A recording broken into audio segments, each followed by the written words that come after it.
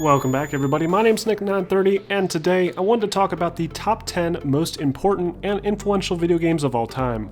Now this list could have potentially been huge as there's a ton of revolutionary games that have done so much for the industry, so I'm just going to handpick the ones I feel have the biggest influence on today's gaming scene. So starting off with our number 10 pick, we have the one that basically kickstarted the survival horror genre, Resident Evil. Now, it's important to note that Resident Evil was not the first survival horror, and owes a lot to even earlier games like Sweet Home and Alone in the Dark. But there's no denying that Resident Evil is the one that really helped to jumpstart the genre, and make it as big and popular as it is today. From its great combination of puzzle solving, exploration, and claustrophobic combat, to its jump scares and clever Metroidvania design, Resident Evil is always held as a sort of benchmark for how to create a good survival horror experience in gaming, something that even Capcom themselves have been struggling with for years. There's no doubt that a lot of our favorite horror-based video games owe a lot of their design to this classic. Next up, for our number 9 pick, we're going to talk about another hugely influential gaming franchise that helped to create its own genre, Metal Gear Solid. Again, Metal Gear was not the first stealth action video game, but it certainly is given the credit for it often. When Metal Gear Solid made the jump to the PlayStation 1 with a full 3D world and deep stealth mechanics, it was unlike anything anyone had ever seen. You could hide around corners, lure AI with noise, or even hide in plain sight inside of a cardboard box. The original Shadow Moses demo remains one of the most classic moments in the franchise, and has inspired countless stealth action designs in pretty much every video game today, including Splinter Cell, Uncharted, Tomb Raider, Far Cry, Dishonored. I mean, the list goes on forever, so I think you get the point. Next up, for our number 8 pick, we have a far more recent entry with Call of Duty 4 Modern Warfare. Now, there's a ton of shooter games that came before Call of Duty 4, but none that made gaming as mainstream as this. The well-made single-player, excellent graphical design, and easy-to-understand control scheme were one thing, but what really set Call of Duty 4 apart was its flawless execution of its online multiplayer mode. The new PlayStation 3 and Xbox 360 consoles were designed from the ground up for online playability, something that very few gamers had experience with prior.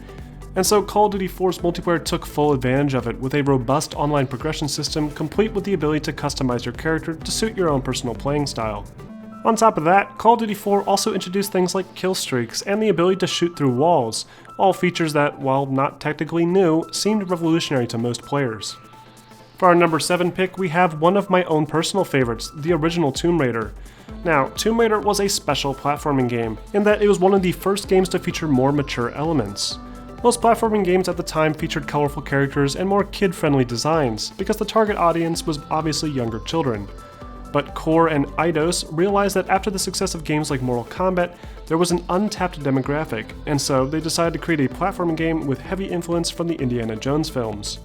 Tomb Raider was one of the earliest examples of a third-person action-adventure game, a genre that has only grown over time. Games like Uncharted, Horizon Zero Dawn, and even God of War all owe a lot to the original Tomb Raider, and unlike a lot of titles on this list, Tomb Raider is still going strong today. Number 6. Grand Theft Auto 3. Open world video games owe a lot to the original 3D GTA game on the Xbox and PS2. This game has not only influenced hundreds of games to adopt their own open world sandbox approach, but has also sparked numerous debates about video game censorship. Like Tomb Raider, Grand Theft Auto proved that the medium wasn't limited to just kids and helped to push an older demographic to adopt video gaming as a hobby.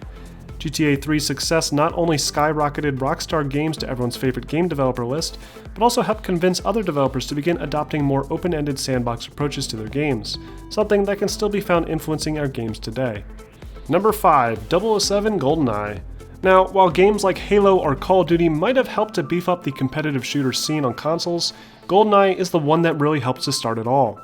Prior to Goldeneye, shooter video games felt restricted to the PC platform due to the requirement for quick reflexes and aiming precision. But the guys at Rare managed to crack the code and found a comfortable solution that is still used in shooter video games today, with one joystick controlling the player model's movement and the other controlling the head and weapon simultaneously. On top of that, Goldeneye also featured a split-screen deathmatch mode that helped to grow the popularity of the shooter genre in the living room, something instrumental in the future success of games like Call of Duty and Halo. It's a shame that the 007 franchise hasn't been successfully rebooted and brought back to the forefront of the shooter market, but its influence is still apparent in every shooter video game today. Number 4. Doom. Since we're talking about shooter games, we might as well talk about the father of shooters, Doom.